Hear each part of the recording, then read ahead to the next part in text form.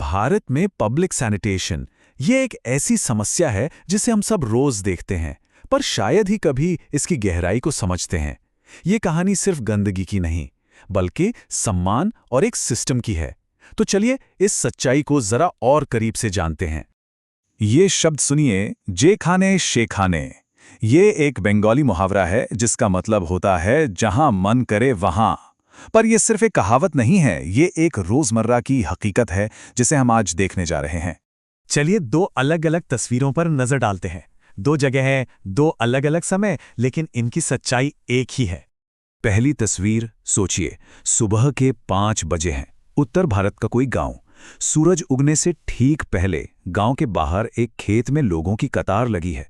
किसी को कोई शर्म नहीं है, क्योंकि यहां शर्म एक लग्जरी है, एक ऐसी चीज जिसके बारे में सोचने का उनके पास वक्त ही नहीं है। ये तो पीढ़ियों से चली आ रही एक मजबूरी है।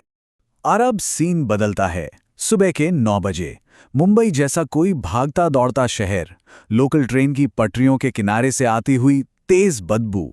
दीवार पर लिखा है, कृपया यहां पेशाब ना करें, और ठीक उसके नीचे एक ताज़ा गीला निशान। कोई टूरिस्ट इसकी फोटो खींच लेता है, जो कुछ ही देर में वायरल हो जाएगी।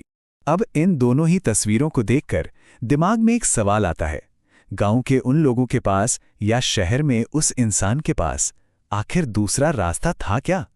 और बस यही एक सवाल पूरी सोच को बदल कर रख देता है। और यहीं से वो सबसे आसान जवाब सामने आता है, सिविक सेंस की कमी।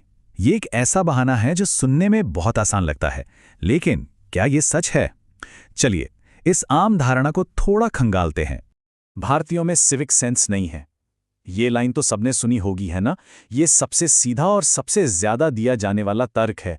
सारा का सारा दोष लोगों पर डाल दो और बात खत्म। पर यह एक बहुत जरूरी फर्क है, आसान इल्जाम और कड़वी सच्चाई के बीच। क्या ये सच में लोगों के कैरेक्टर और उनकी आदतों की प्रॉब्लम है, या फिर ये एक पूरे सिस्टम की नाकामी है? हमारी आज की पूरी बातचीत इसी सवाल पर टिकी है। असल में प्रॉब्लम की जड़ में सिस्टम की 3 बड़ी नाकामियां हैं। पहली, इसे हमेशा नजरअंदाज किया गया। दूसरी, गरीबी और बढ़ती आबादी का मेल। और तीसरी, बने बनाए लेकिन टूटे हुए, गंदे और बेकार शौचालयों की दुखद कहानी। और ये लाइन ये सब कुछ कह देती है। भूख इंसान को तोड़ती है, शर्म नहीं। जब किसी के लिए सबसे बड़ी चुनौती बस पेट भरना हो, तो सामाजिक नियम और शर्म जैसी बातें बहुत पीछे छूट जाती हैं। उनके पास न तो कोई दूसरा विकल्प होता है और न ही वक्त। और ये प्रॉब्लम सिर्फ एक असुविधा नहीं है, ये कहीं ज्यादा गहरी है। खासकर समाज के सबसे कमजोर वर्ग यानी महिलाओं और लड़कियों के लिए ये एक मानवाधिकार का मुद्दा बन जाता है। मीना की कहानी को ही ले लीजिए। एक 15 साल की लड़की, वो स्कूल नहीं जाती। क्यों? क्योंकि उसके स्कूल में एक साफ, काम करने लायक टॉयलेट नहीं है। उसे अंधेरे का इंतजार करना पड़ता है, और उस वक्त उसे सांपों से लेकर बुरी नजर वाले लोगों तक हर तरह का खतरा झेलना पड़ता है।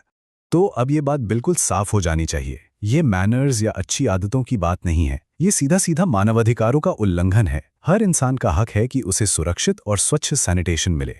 तो अगर प्रॉब्लम सिस्टम में है, तो जाहिर है सॉल्यूशन भी सिस्टम में ही मिलेगा। चलिए अब समस्या से हटकर समाधान की बात करते हैं और देखते हैं कि असल में क्या काम करता है।